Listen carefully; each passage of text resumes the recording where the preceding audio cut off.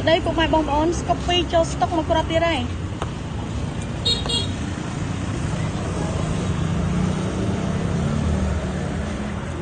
up time son một phải buôn nó bông on á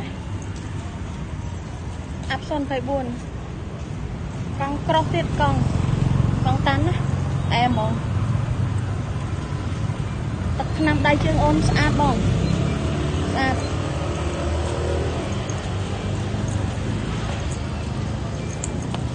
lên sử dụng một khối miền tây bông bông ấy cha nè sao em sẽ mong ăn tôm này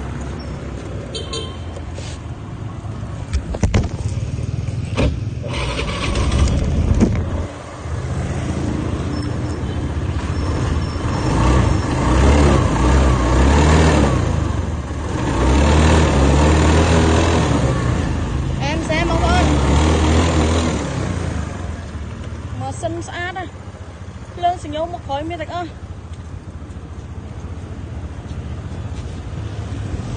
tan tiết